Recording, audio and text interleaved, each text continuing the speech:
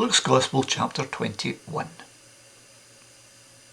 Jesus looked round and saw rich people dropping their gifts in the temple treasury. And he also saw a very poor widow dropping in 2 little copper coins. He said, "I tell you this, that poor widow put in more than all the others.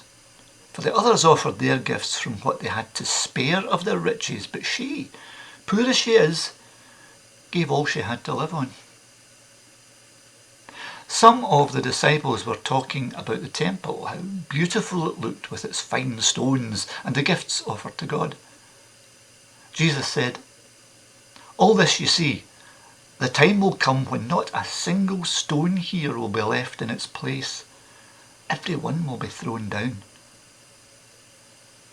"Teacher," they asked, "when will this be and what will happen in order to show that the time has come for it to take place?" And Jesus said, "Be on guard, don't be deceived. Many men claiming to speak for me will come and say, 'I am he,' and 'the time has come,' but don't follow them.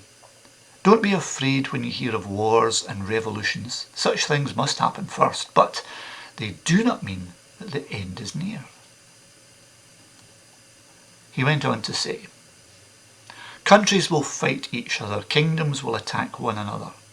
There will be terrible earthquakes, famines and plagues everywhere. There will be strange and terrifying things coming from the sky.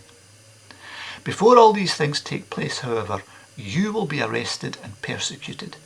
You will be handed over to be tried in the synagogues and be put in prison. You will be brought before kings and rulers for my sake. This will be your chance to tell the good news. Make up your minds beforehand not to worry about how you will defend yourselves, because I will give you such words and wisdom that none of your enemies will be able to refute or contradict what you say. You will be handed over by your parents, by your brothers, your relatives and your friends, and some of you will be put to death. Everyone will hate you because of me, but not a single hair from your heads will be lost. Stand firm, and you will save yourselves. When you see Jerusalem surrounded by armies, then you will know it will soon be destroyed. Then those who are in Judea must run away to the hills. Those who are in the city must leave. And those who are out in the country must not go back into the city. For those days will be the days of punishment, to make all that the scriptures say come true. How terrible it will be in those days for women who are pregnant and for mothers with little children. Terrible distress will come upon this land, and God's punishment will fall on this people. Some will be killed by the sword, others will be taken prisoners to all countries, and the heathen will trample over Jerusalem until their time is up. There will be strange things happening to the sun, the moon and the stars. On earth, whole countries will be in despair, afraid of the roar of the sea and the raging tides. People will faint from fear as they wait for what is coming over the whole earth. For the powers in space will be driven from their courses.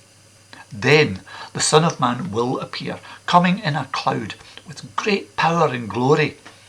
When these things begin to happen, stand up, raise your heads, because your salvation is near." Then Jesus told them this parable. "Think of the fig tree and all the other trees.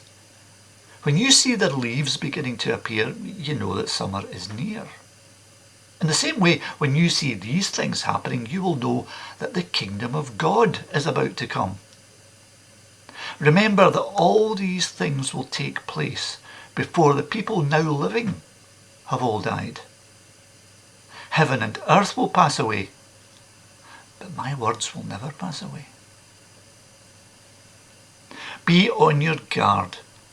Don't let yourselves be occupied with too much feasting and drinking and with the worries of this life, or that day may suddenly catch you like a trap. For It will come upon all people everywhere on earth. Be on the alert and pray always that you will have the strength to go safely through all those things that will happen and to stand before the Son of Man. Jesus spent those days teaching in the temple, and when evening came, he would go out and spend the night on the Mount of Olives.